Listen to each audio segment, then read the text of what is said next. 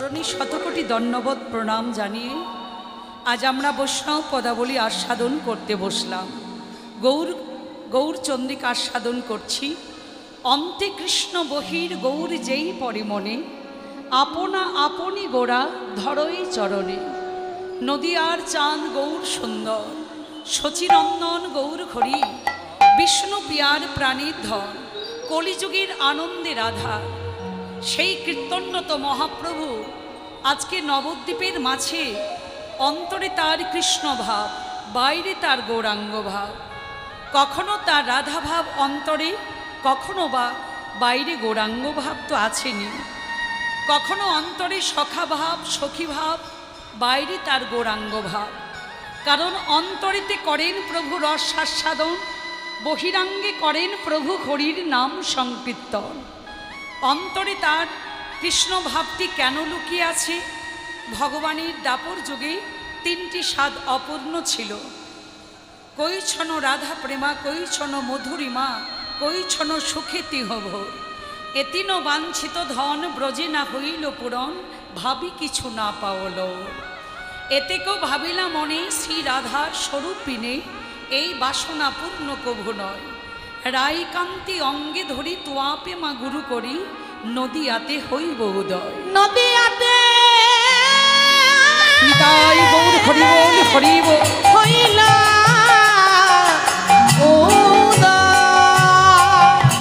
ভগবানের তিনটি স্বাদ অপূর্ণ ছিল মা দাপর যুগে। প্রথম স্বাদ রাধার প্রেমের প্রণয় মহিমা কতখানি তা তিনি জানবেন। দ্বিতীয় স্বাদ সেই প্রেমের মাধুর্যের চমৎকারিতা কতখানি তাও তিনি জানবেন। তৃতীয় স্বাদ ভগবান মনে মনে চিন্তা করলেন, রাধারানী আমাকে ভালোবেসে কি জাতীয় সুখ অনুভব করে। এই তিনটি স্বাদ অপূরণের জন্য দাপর যুগে কৃষ্ণ কলিযুগে গৌরাঙ্গ রূপে এলেন। অন্তরেতে করেন প্রভু রসাস্বাদন, বহিরাঙ্গে করেন প্রভু হরির নাম সংকীর্তন। মায়েরা, দাপর যুগে ভগবান কৃষ্ণচন্দ্র মনে মনে চিন্তা করলেন, সত্য ত্রেতা দাপর তিন যুগেই তো আমি ভগবান। এক যুগে হলাম রামচন্দ্র, এক যুগে হলাম নারায়ণ, আর এক যুগে হলাম আমি কৃষ্ণ। তো আমার বড় ইচ্ছে, আমি আগত কলিযুগে ভক্ত রূপে যেতে চাই। ভক্ত হতে গেলে চাই প্রেম এবং ভক্তি। প্রেম ভক্তি না থাকলে ভক্ত হওয়া যায় না। এই যে আপনারা কীর্তন গান আস্বাদন করতে এসেছেন মায়েরা, আপনারা কি এমন ভাগ্য করেছেন যে ভগবানের আমার গৌর কথা গুণকীর্তন আপনারা আস্বাদন করতে পারবেন।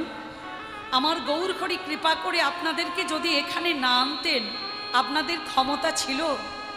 দাঁড়িয়ে কীর্তন করা যায়, পয়সা দিয়ে কীর্তন করানো যায়, কিন্তু এই যে বসে কীর্তন আস্বাদন করছেন আপনারা, হৃদয়ে ভক্তি শ্রদ্ধা না থাকলে ভগবানের গুণকীর্তন আস্বাদন করা যায় না মা। তা ভগবান চিন্তা করলেন, আগত কলিযুগে আমি ভক্ত রূপে যেতে চাই। ভক্ত হতে গেলে চাই প্রেম এবং ভক্তি। প্রেম ভক্তি না থাকলে আমি ভক্ত রূপে যেতে পারবো না। কোথায় পাবো প্রেম ভক্তি? মায়েরা, প্রেম ভক্তি বাজারে কিনতে পাওয়া যায় না। কোটি জন্মে সুকৃতির ফল চাই, তবে আমার গৌর গোবিন্দের প্রতি প্রেম ভক্তি জন্মায়। ভগবান চিন্তা করলেন, কোথায় পাবো প্রেম ভক্তি? আমাদের যে 4টি বেদ 18টি পুরাণ, ভগবান কৃষ্ণচন্দ্র 4 বেদ 18 পুরাণকে ডাকলেন, ডেকে বললেন, 4 বেদ 18 পুরাণ, তোমরা কি বলতে পারবে যে কার কাছকে গেলে আমি প্রেম ভক্তি পাবো?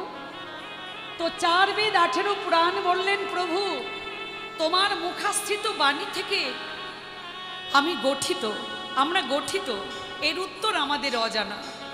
ভগবান চিন্তায় পড়লেন, কাকে জিজ্ঞাসা করব? একজন দাঁড়িয়েছিলেন। ভগবান বললেন, তুমি কে? যিনি দাঁড়িয়েছিলেন তিনি বললেন, প্রভু আমি তো শ্রীমদ্ ভাগবত। ভগবান বললেন, ভাগবত তুমি কি বলতে পারবে যে কার কাছকে গেলে আমি প্রেম ভক্তি পাব? ভাগবত বললেন, প্রভু তোমার মুখাস্থিত বাণী থেকে আমি গঠিত, এর উত্তর আমার অজানা। ভগবান চিন্তা করলেন, কাকে জিজ্ঞাসা করব? এবার ভাগবত বললেন, ও প্রভু এর উত্তর বলতে পারে একমাত্র রাধারানীর অষ্টসখী ললিতা, বিশাখা, চিত্রা, চম্পক, লতিকা, রঙ্গদেবী, সুদেবী, তুঙ্গবিদ্যা, ইন্দুরেখা, এরা বললেও বলতে পারে।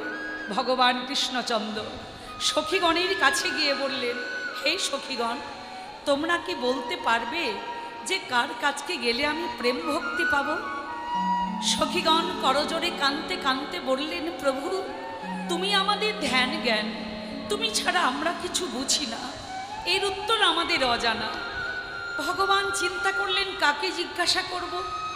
ভগবানের চিন্তা দেখে ললিতা বললেন, ও প্রভু এর উত্তর রাধারানী বললেও বলতে পারে। ভগবান কৃষ্ণচন্দ্র রাধারানীর কাছে গিয়ে বলল, রাধে, সত্য, ত্রেতা, দাপর তিন যুগেই আমি ভগবান। আমার বড় ইচ্ছে, আমি আগত কলিযুগে ভক্ত রূপে যেতে চাই। ভক্ত হতে গেলে চাই প্রেম এবং ভক্তি। প্রেমময়ী আমি তো ভগবান, আমার অভাব কিছু নেই। শুধু এইটুকুই বুঝতে পারলাম না যে কার কাছকে গেলে আমি প্রেম ভক্তি পাব। রাধারানী গোবিন্দের কথা শুনে দুঃখ পেলেন। রাধারানী মনে মনে চিন্তা করলেন যে গোবিন্দ, তোমার মনের মধ্যে অহংকার এলো। তুমি কি না বলছো যে আমি ভগবান চাইলে সব পেতে পারি। রাধারানী একটু অভিমান দেখে বললেন, তুমি যখন ভগবান, তুমি কেন এসেছো এই আলাভোলা গোয়ালিনীর কাছে জানতে? তুমি যখন ভগবান, তুমি নিজের কাছে জেনে নাও যে কার কাছকে গেলে তুমি প্রেম ভক্তি পাবে। ভগবান কৃষ্ণচন্দ্র দেখলেন রাধারানীর মনের মধ্যে চাপা রাগ ফুটে উঠল। চাপা রাগ কাদের মধ্যে থাকে? যারা প্রকৃত কৃষ্ণ ভক্ত। তাদের রাগটা কেমন? তাদের রাগ কি আমার আপনার রাগের সঙ্গে তুলনা হয়? আমরা যারা বোকা মানুষ, আমরা বলি মানুষটা মালা তিলক করছে, মানুষটা রাগ দেখ কত। কৃষ্ণ ভক্তের রাগ থাকতে আছে। কৃষ্ণ ভক্তের রাগটা কেমন হয় জানেন মায়েরা? জলের মধ্যে দাগ টানলে সেই জলের দাগ টানা, মানে দাগ যতক্ষণ ক্ষণস্থায়ী হয়, সেই জলের দাগ টানার মতো কৃষ্ণ ভক্তের রাগ। তাদের রাগটা কিসের? তারা কৃষ্ণ ভজন করতে করতে তাদের মনটা এত উদ্গ্রীব হয়ে যায়, কৃষ্ণ ভজনের কথা বলার মতো তারা মানুষ খুঁজে পায় না। হরি বল, হরি বল। মনের কথা যদি মনে চাপা থাকে, চাপা রাগ তো উঠবে। রাধারানীর মনের মধ্যে চাপা রাগ ফুটে উঠল। ভগবান কৃষ্ণচন্দ্র করজোড়ে কাঁদতে কাঁদতে বললেন, রাধে গো, রাধে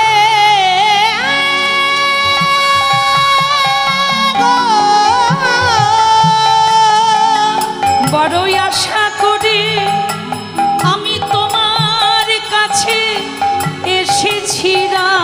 বড়ই আশা করে নিতাই গৌর হরি বল, হরি বল। আমি তোমার কাছে এসেছিলাম। ভাবি দাও তোমার ভাব কান্তি দিয়ে, ভাব কান্তি দিয়ে আমাকে তোমার করে নাও তোমার প্রেমে কান্তি দিয়ে, তোমার প্রেমে কান্তি দিয়ে তোমার ভাবে ভাবিত হই, ভাবিত হয়ে তোমার প্রেমে প্রেমিত হই। প্রেমিত হয়ে রাধে গো, তুমি তোমার প্রেম ভক্তি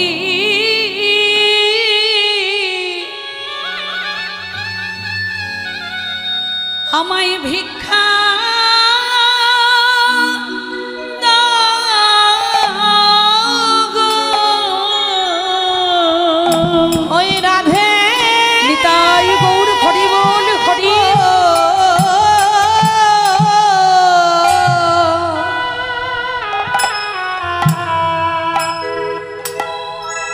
আমায় প্রেম ভক্তি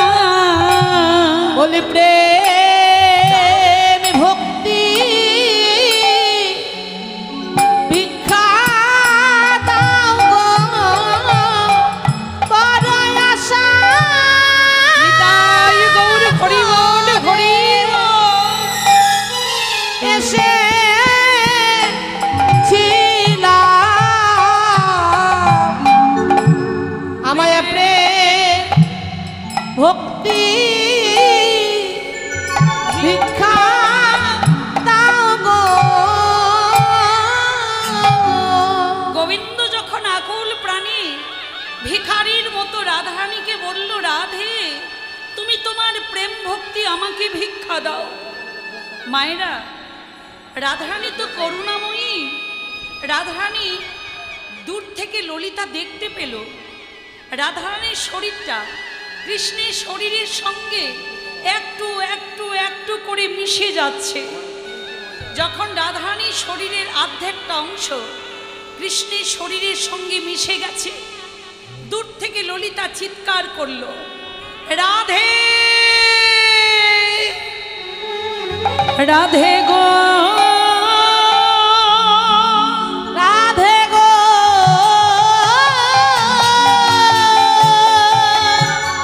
প্রেমময়ী দাঁড়া দাঁড়া, তুই কি করলি দেখ। তোর শরীরের অর্ধেকটা অংশ কৃষ্ণের শরীরের সঙ্গে মিশিয়ে দিলি, সম্পূর্ণ শরীরটা মিশে যেতে দিস না প্রেমময়ী। রাধারানী বলল, ললিতা তোরা জানিস না যে আমি কৃষ্ণ সুখের সুখী? আমার পুরো শরীরটা যদি কৃষ্ণের শরীরের সঙ্গে মিশিয়ে দিতে পারতাম, আমার চাইতে খুশি আর কেউ হতো না। আমাকে তোরা বাধা দিলি। ললিতা বলল, রায় ভুল বুঝিস না। তোর কৃষ্ণ একদিন, তুই তো স্বপ্ন দেখেছিস, সেই কথা তুই আমাদের কাছে বলেছিস। তোর কৃষ্ণ একদিন কলিযুগে গৌর হবে, এ কথা তো মিথ্যা হতে পারে না। তাহলে তোর কৃষ্ণ যেদিন কলিযুগে গৌর হবে, তোর মতো করে গৌর হরিকে দর্শন কে করবে? তোর মতো করে গৌর হরির সেবা পূজা কে করবে? প্রেমময়ী, সম্পূর্ণ শরীরটা মিশে যেতে দিস না। রাধারানীর শরীরের অর্ধেক অংশ কৃষ্ণের শরীরের সঙ্গে মিশে গিয়ে হয়ে গেল কলিযুগে গৌর, গোবিন্দের গৌর, রাধার রাম। এই নিয়ে হলো কলিযুগের গোড়া। আর রাধারানীর শরীরের যে অর্ধেক অংশ মিশতে বাকি রইল, সেটা নবদ্বীপে পাঠিয়ে দিল গদাধর রূপে। আপনারা যারা নবদ্বীপে গেছেন মা, গদা রাধার মন্দির দর্শন করেছেন তো? ওই গদাধর হলেন দাপর যুগে রাধারানী। ভগবান কৃষ্ণচন্দ্রকে দর্শন করলে রাধারানীর মধ্যে যে ভাব জাগত, কলিযুগে গৌরহরিকে দর্শন করলে গদাধরের মধ্যে সে ভাবটাই জাগে। তাহলে আমার গৌরহরি কত করুণাময়, কত কৃপাময়।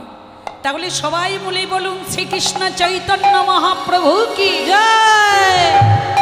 পথে কি দেখলে যেতে আমার গৌরী অবতারে, পথে কি দেখিলে যেতে আমার গৌর অবতারে, পথে কি দেখলে যেতে আমার গৌর অবতারে, পথে কি দেখিলে যেতে আমার গৌর অবতারে। যারে কুল যায় না দেওয়া কুল দেয় সে, যেচে সেধে। যারে কুল দেয় না যাওয়া কুল দেয় যে যেতে সেধে।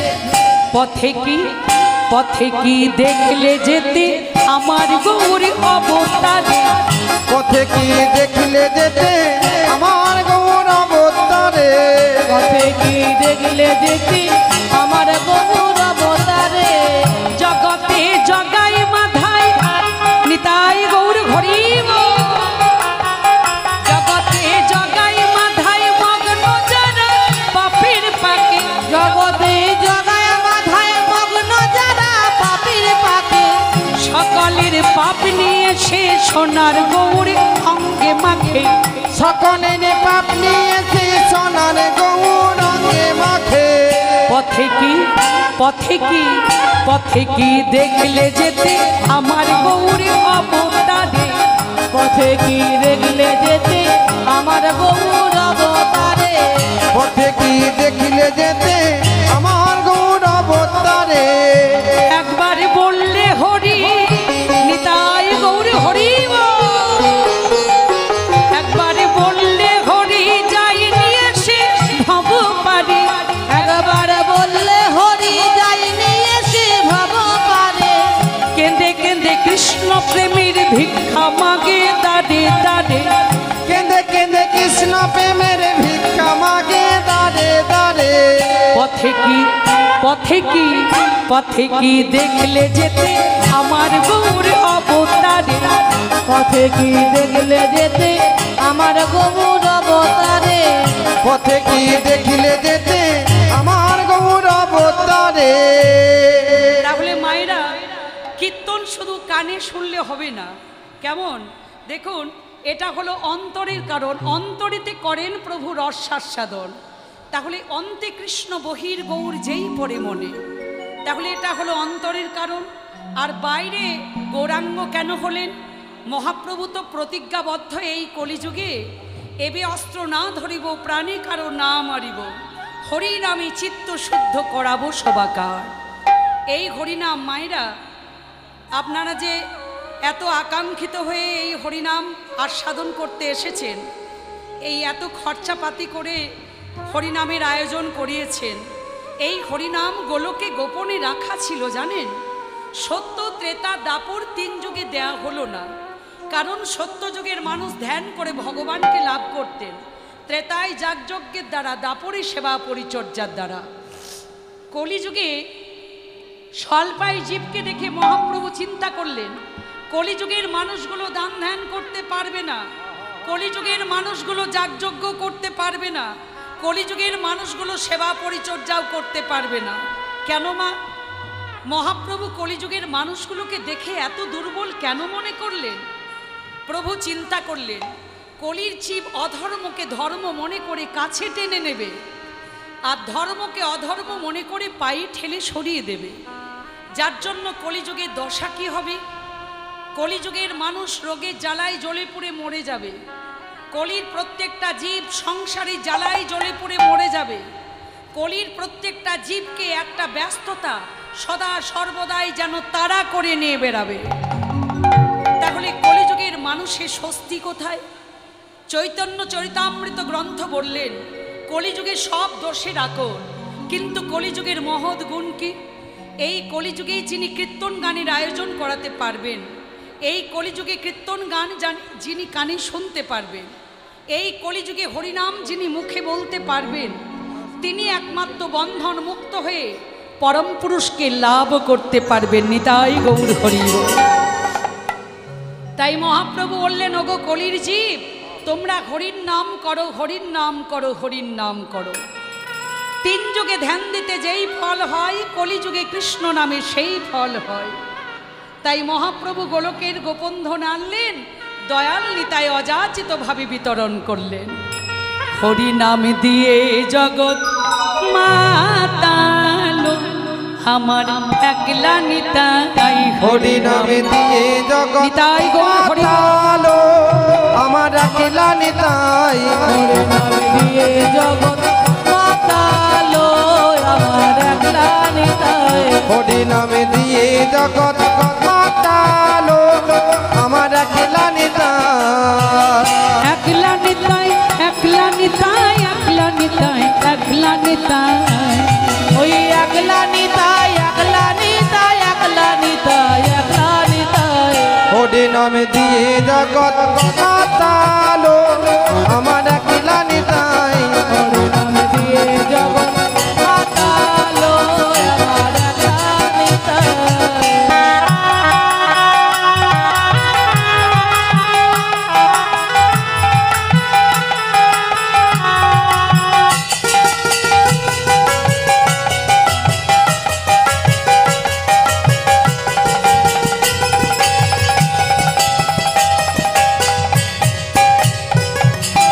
নিতাই যদি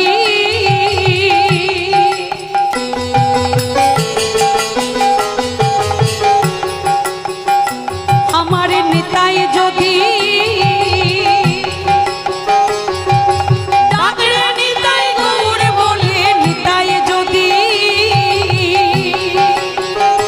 ওই ডাকরে নিতাই গৌর বলে, নিতাই যদি যদি মনে করি নিতাই গৌর দিলেও দিতে পারে, একলা নিতাই, হরি নামে দিয়ে নিতাই গৌর জগৎ হরি বল। মাতালো, আমার একলা নিতাই, হরি নাম দিয়ে জগৎ মাতালো, আমার হরি নামে দিয়ে জগৎ মাতালো আমার একলা নিতাই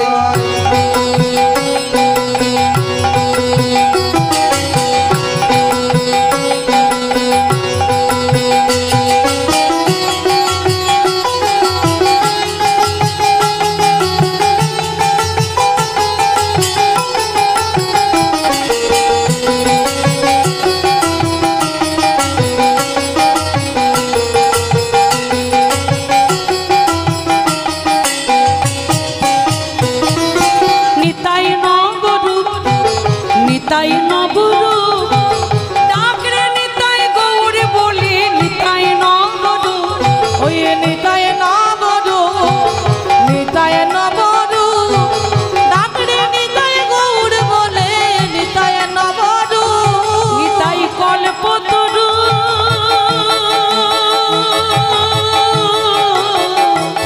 নিতাই প্রেমী দাতা জগৎ গুরু একলা নিতাই হরি নামে হরি দিয়ে বল, জগৎ হরি বল। মাতালো আমার একলা নিতাই হরি নাম দিয়ে জগৎ মাতালো আমার একলা নিতাই হরি নামে দিয়ে জগৎ মাতালো আমার একলা নিতাই মহাপ্রভু গোলকের গোপন ধন আনলেন দয়াল নিতাই অযাচিতভাবে বিতরণ করলেন।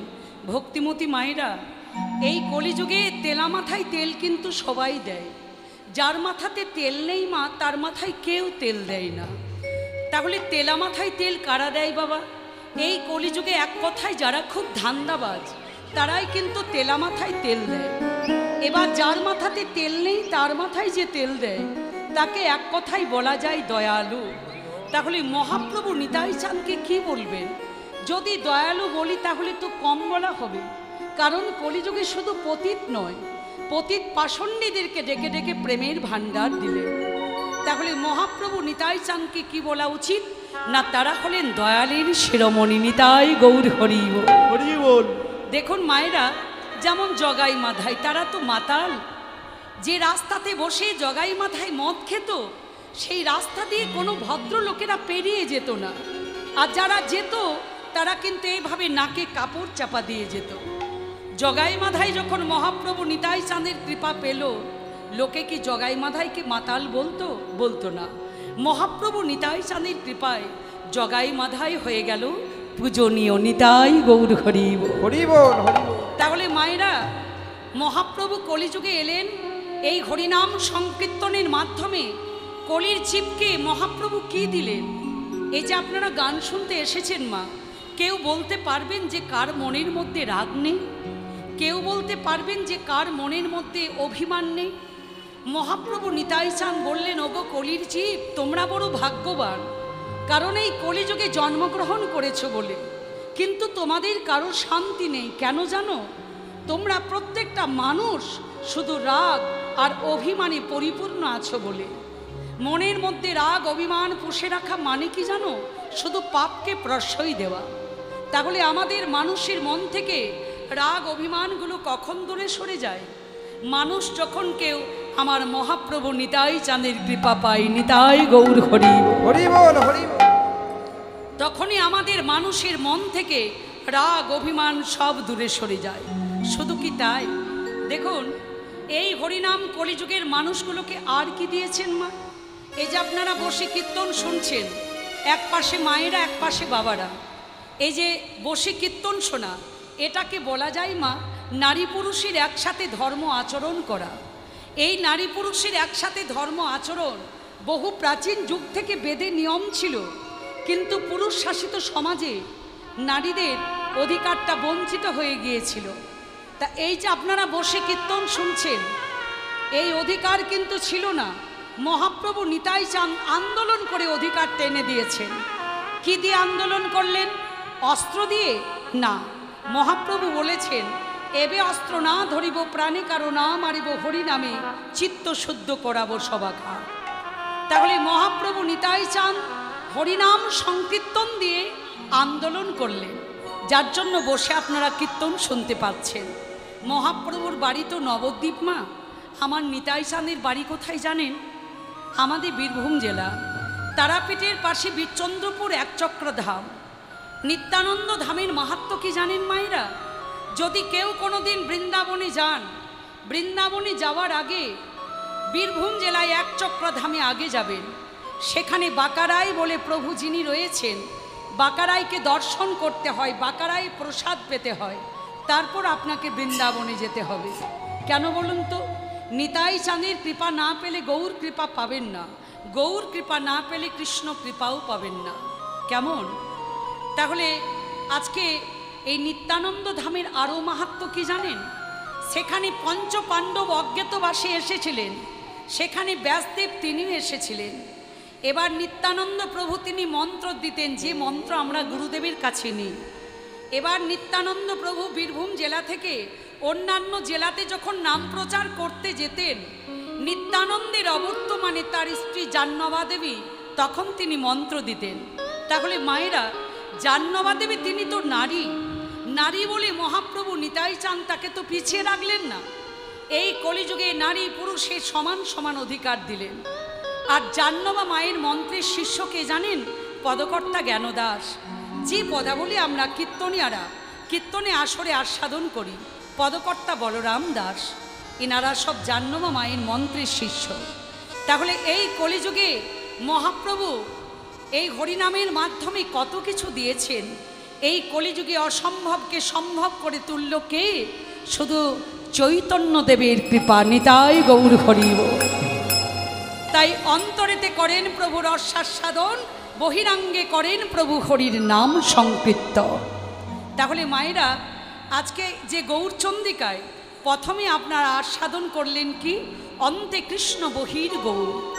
এতক্ষণ যে কথাটা বললাম এটা বাইরের কারণ, বহিরাঙ্গের কারণ। মহাপ্রভু এবে অস্ত্র না ধরিব, প্রাণে কারো না মারিব, হরি নামে চিত্ত শুদ্ধ করাবো সবাকার। তাহলে এই হরিনাম কলিযুগের মানুষকে এত কিছু দিয়েছেন। যদি পরপর বলতে থাকি 3 ঘন্টা সময়টা পেরিয়ে যাবে মা। আমাদের পুরো গানটার সময় 3 ঘন্টা। কেমন? তাহলে আজ আমার গৌর হরির ভাবটা কেমন মনে মনে চিন্তা করলেন?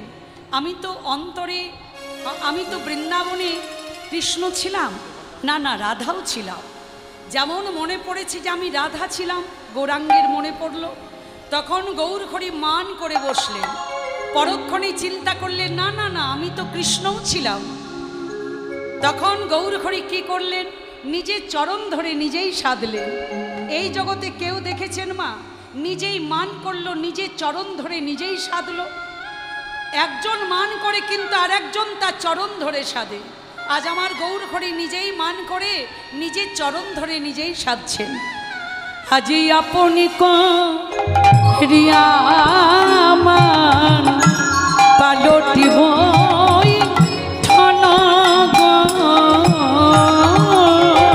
কি পায় আপনা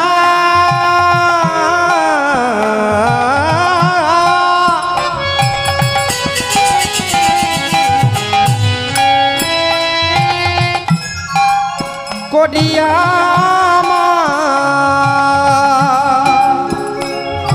গোড়া পালো দিবই ঠন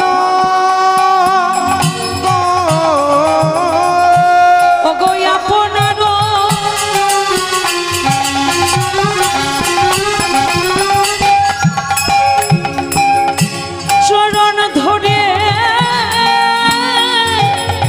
প্রভু আমার সাধিতে লা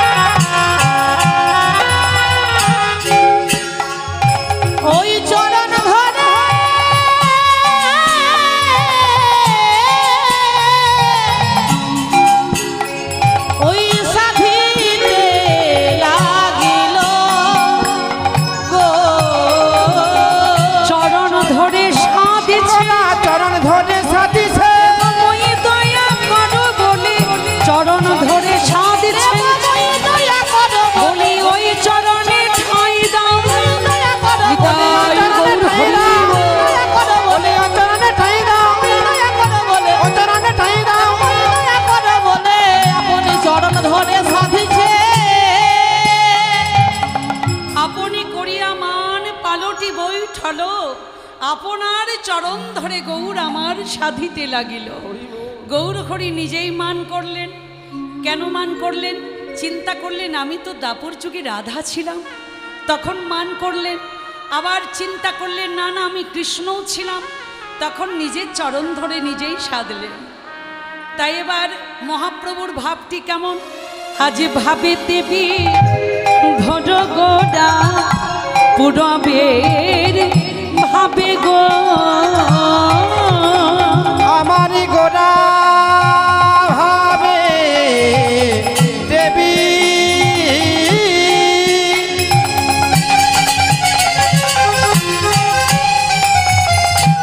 বিভোর গোরা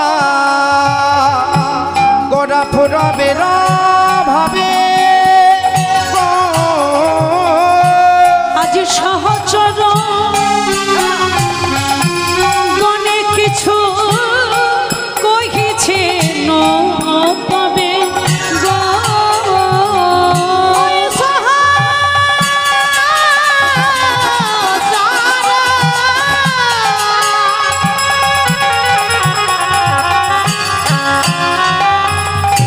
গনে কিছু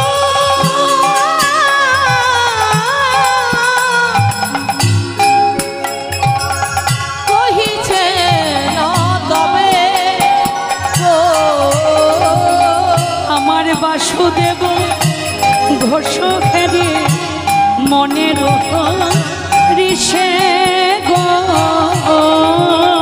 আমার বাসুদেব ঘোষে কাকে ও গো মনে রহরিসে গো। আহা দূর যাই মানের ভাব গৌর করিলেন প্রকাশ গো ওই দূর যায় মানের ভাব করিলেন প্রকাশ গো। গৌর প্রকাশে কইল গৌর প্রকাশ করিল দূরে যায় মান লীলা প্রকাশে কইল দূরে যায় মান লীলা আমারে আমার গৌর হরি হরি বল হরি হরি আমার আমার গৌর হরি আজ আমার গৌর হরি আজ আমার গৌর হরি প্রকাশ কইল আজ করিলা প্রকাশ রে এ মানে ভাব করিলা প্রকাশ রে মানে লীলা করিলা প্রকাশ রে মানে ভাব করিলা প্রকাশ রে মানে লীলা করিলা প্রকাশ রে মানে ভাব করিলা প্রকাশ রে মানে লীলা করিলা প্রকাশ রে মানে ভাব করিলা প্রকাশ রে মানে লীলা করিলা প্রকাশ রে মানে ভাব করিলা প্রকাশ রে মানে লীলা করিলা প্রকাশ রে